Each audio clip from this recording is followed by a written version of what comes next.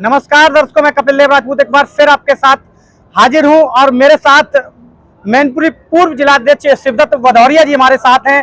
शिवदत्त भदौरिया जी, आप राजनीति को बारीकी से समझते हैं, पुराने भाजपाई रहे, जनसंघ से जुड़े रहे, ताउम्र आरएसएस से जुड़े हुए व्यक्ति हैं। अनुज बधू ब्लॉक प्रमुख मैनपुरी हैं, मैनपुरी की राजनीति को बारीकी से समझते हैं। ये मैनपुरी लोकसभा वो समाजवादियों का किला है साहब। 3-4 दशकों से लगातार समाजवादी पार्टी के यहाँ सांसद चुने जाते रहे हैं, सैफई परिवार से, उनके परिवार से हटके भी नहीं। इस बार का चुनाव योगी सरकार में मंत्री, कैबिनेट मंत्री ठाकुर जयवीर सिंह बनाम डिंपल यादव हो रहा है। कैसा रहने वाला है चुनाव? इस बार निश्चित रूप से जयवीर सिंह जी चुनाव जीत रहे हैं। पिछले चुनाव में 19 वाले चुनाव में माननीय प्रेम सिंह जी, मुलायम सिंह जी से चुनाव लड़े थे और मात्र 90,000 वोट से पीछे रह गए थे। उसमें कुछ कमियां थी, वो हम लोग भी जानते हैं कहाँ हमारी कमी रही।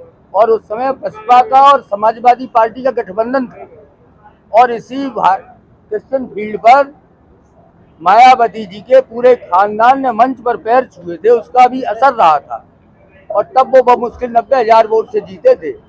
इस बार बसपा अलग चुनाव लड़ रही है और बसपा से शिव प्रसाद यादव जी चुनाव लड़ रहे हैं। वो यादवों में अच्छा प्रभाव रखते हैं इसलिए, और हमारा वोट जो है उनसे कई गुना ज्यादा है।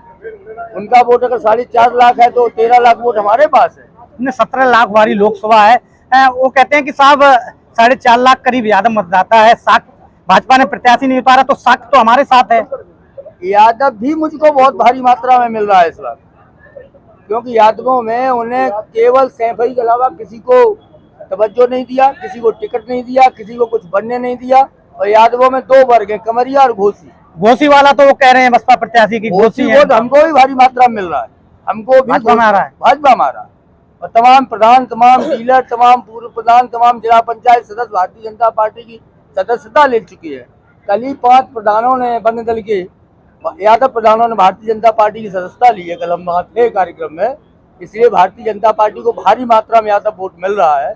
इसलिए हम निश्चित तौर से कह सकते हैं कि हम चुनाव जीत रहे हैं।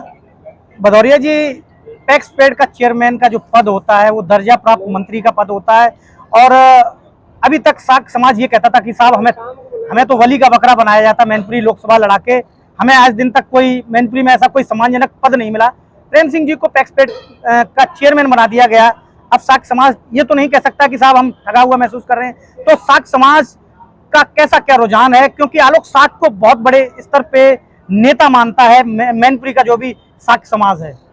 साख समाज आलोक साख के बेइज्जती का ही बदला ले रहा है, ये आपको नहीं मालूम है। परसी हुई थाली आलोक साख के सामने से हटा ली समाजवादी पार्टी, उनको सूचना दे दी, टीवी पे चल गया, उनका नॉमिनेशन खरीद गया, नॉमिनेशन फॉर्म भर गया कि तुम एमएलसी बनने जा रहे हो।